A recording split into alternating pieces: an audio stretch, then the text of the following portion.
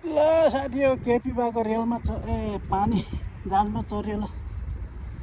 पानी जहाज केपी बाले यहाँ छोडेर केपी भएको पानी जहाजमा चढेको ल ल हेरौँ त केपी भएको पानी जहाजमा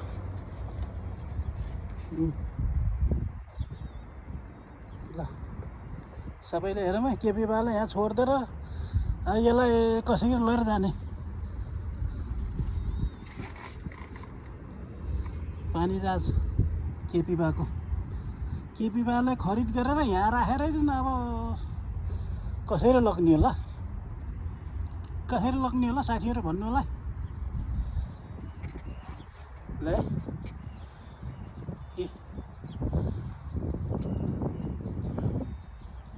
के गरेर लग्ने खै साथीहरू